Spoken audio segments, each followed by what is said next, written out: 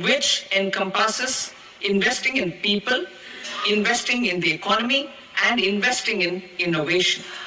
Investing in people. Saksham Anganwadi and Poshan 2.0. Saksham Anganwadi and Poshan 2.0 program provides nutritional support to more than 8 crore children, 1 crore pregnant women and lactating mothers all over the country, and about 20 lakh adolescent girls in aspirational districts and the Northeast region. The cost norms for these nutritional support will be enhanced appropriately. सबसे पहले माननीय वित्त मंत्री जी को के प्रति आभार। 8वीं बार उन्होंने बजट पेश किया है और माननीय प्रधानमंत्री जी के जो संकल्प है उस संकल्प को सिद्धि तक पहुंचाने का ये बजट है। और जिस तरह माननीय प्रधानमंत्री जी हमेशा से नारी शक्ति पर विशेष ध्यान देते हैं, तो इस बजट में भी महिलाओं को फोकस किया गया है। और नारी शक्ति के क्षेत्र में अगर हम देखें तो इसमें जो 5 लाख से ज्यादा महिलाओं को SC/ST महिलाएं हैं, फर्स्ट जो उद्यमी है प्रथम बार की, उनको 2 करोड़ तक टर्म लोन देने की बात ये 5 वर्ष तक उनको करने किया गया है। उसके साथ जो हमारा मिशन सक्षम आंगनवाड़ी पोषण 2.0 जो बहुत ही महत्वपूर्ण है और कुपोषण उन्मूलन की दिशा में ये बहुत ही अहम रखता है। तो इसमें भी इस क्षेत्र में भी 10 करोड़ लाभुकों को इसमें लाभ दिया जाएगा। और उसके साथ साथ अन्य क्षेत्रों में भी कृषि के क्षेत्र में कृषि के क्षेत्र को भी मजबूत किया जा रहा है। और उसके साथ अन्य क्षेत्र में भी हम देखें तो उद्यमियों को और महिलाओं को खास करके विशेष प्राथमिकता दी जाए। बहनों, आपको बताते चले कि केंद्रीय वित्त मंत्री माननीय निर्मला सीतारमण जी संसद में अपना 8वां बजट पेश की, जिस पर भारतवर्ष की तमाम आंगनवाड़ी सेविका सहायिकाओं की निगाहें टिकी हुई थी। इन लोगों को लग रहा था कि इस बजट के पिटारे से आंगनवाड़ी कार्यकर्ताओं के लिए कुछ अच्छा निकल कर आएगा, लेकिन निराशा हाथ लगी। आंगनवाड़ी कार्यकर्ताओं के लिए कुछ भी नहीं है, 0 बटे सन्नाटा। ये है मोदी सरकार की हकीकत। सक्षम आंगनवाड़ी और पोषण 2.0 के बारे में ऐलान किया गया है। आंगनवाड़ी कार्यकर्ताओं के लिए कुछ भी नहीं है। एक बार फिर आंगनवाड़ी कार्यकर्ताओं को निराशा हाथ लगी। हालांकि सरकार से ये लोग कुंठित है। अब ये लोग रुकने वाली नहीं है, सड़क से सदन तक अपनी लड़ाई जारी रखेगी और विकराल रूप लेने वाली है, क्योंकि तमाम आंगनवाड़ी कार्यकर्ताएं अब पूरा आक्रोशित हो चुकी है। क्योंकि आप सबों को पता है कि ये मोदी सरकार का तीसरा कार्यकाल है।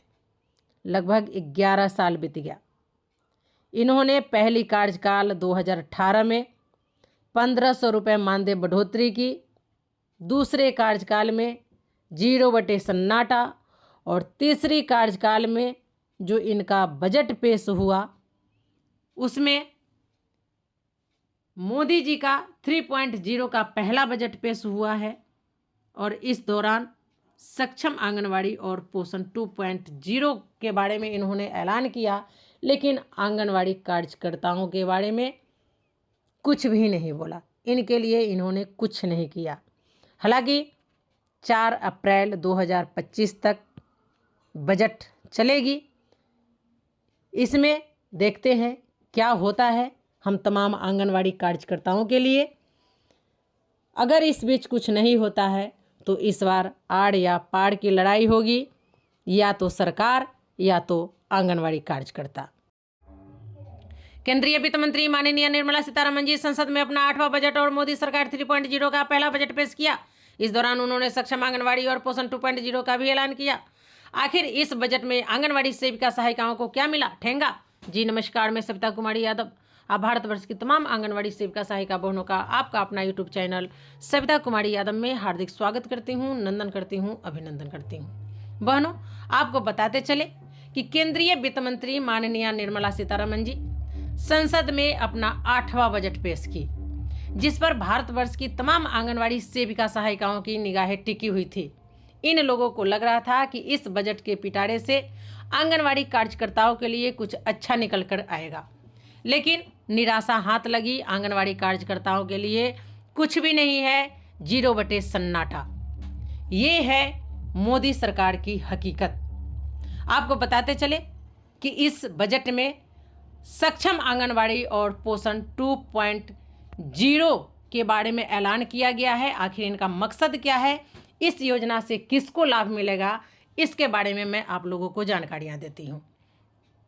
निर्मला सीतारमण जी संसद में अपना 8वां बजट और मोदी सरकार 3.0 का पहले बजट पेश किया। इस दौरान उन्होंने सक्षम आंगनवाड़ी और पोषण 2.0 का भी ऐलान किया। इसका मकसद है कुपोषण से बचाव।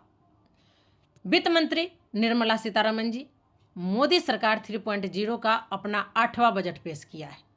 भाषण के दौरान वित्त मंत्री ने कहा कि हमारा फोकस ज्ञान यानी GYAN, ज्ञान का हुआ, G से गरीब, Y से युवा, A से अन्नदाता और N से नारी शक्ति, जो शायद आंगनवाड़ी कार्यकर्ता नारी शक्ति में नहीं आती है।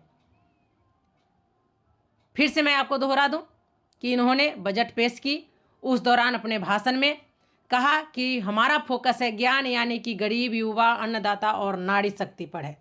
बजट भाषण के बीच वित्त मंत्री ने कई बड़े ऐलान किए, जिसमें सक्षम आंगनवाड़ी और पोषण 2.0 का भी ऐलान किया।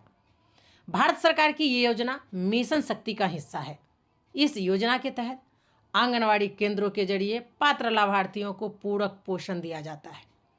ऐसा होने से 8 करोड़ बच्चों, 1 करोड़ गर्भवती महिलाओं और 20 लाख किशोरियों को फायदा होगा।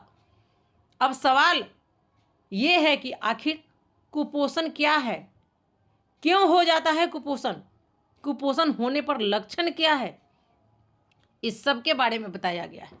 सक्षम आंगनवाड़ी और पोषण 2.0 का भी ऐलान किया। वित्त मंत्री ने कहा कि इस योजना के तहत 8 करोड़ बच्चों, 1 करोड़ गर्भवती महिलाओं और 20 लाख किशोरियों को फायदा मिलेगा। ये भारत सरकार की एक योजना है जिसका मकसद बच्चों, किशोरियों, गर्भवती महिलाओं और स्तनपान कराने वाली माताओं में कुपोषण को कम करना है।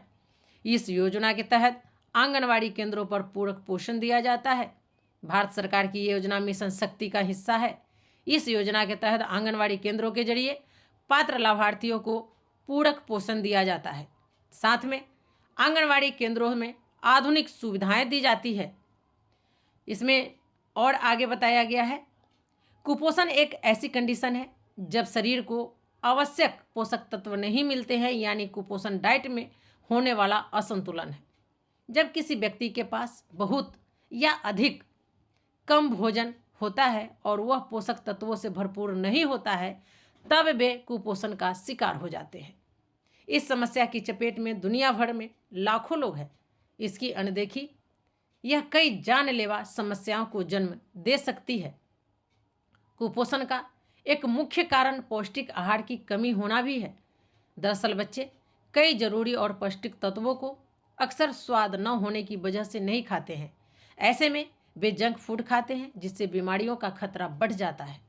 इसलिए बच्चों को शुरू से ही फल और हरी सब्जियों की आदत डाल सकते हैं। कुपोषण होने के कारण कई घातक और संक्रामक बीमारियां बच्चों को आसानी से शिकार बना सकती है। इसके अलावा पाचन संबंधित समस्याएं जैसे डायरिया की स्थिति बच्चों में होना आम बात है, लेकिन डायरिया अगर लंबे समय तक चलकर कुपोषण का कारण हो सकता है, क्योंकि इससे बच्चों की पाचन क्रिया प्रभावित होती है और सभी पोषक तत्वों का अवशोषण नहीं हो पाता है, जिससे वह कुपोषित हो जाते हैं।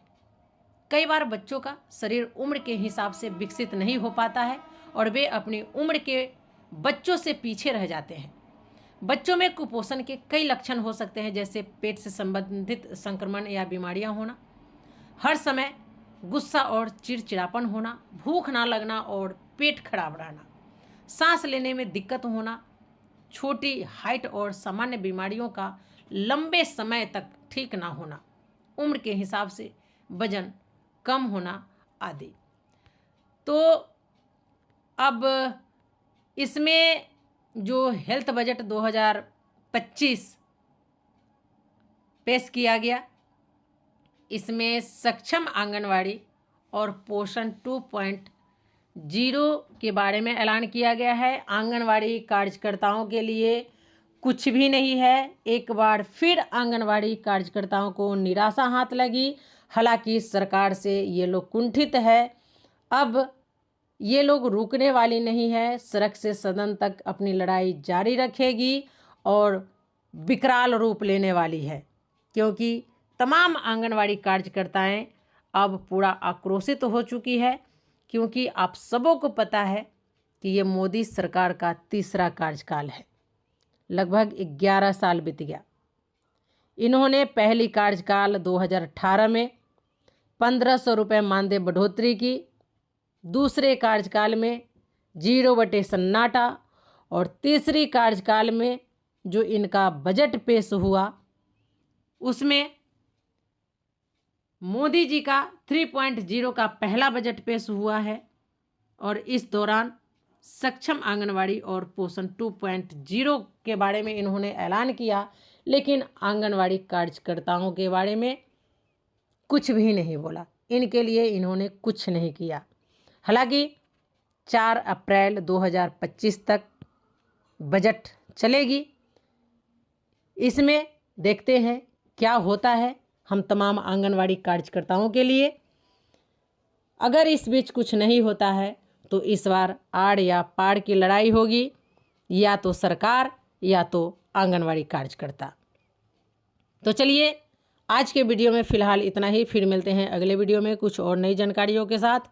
तब तक के लिए आप हमें विदा दीजिए। नमस्कार।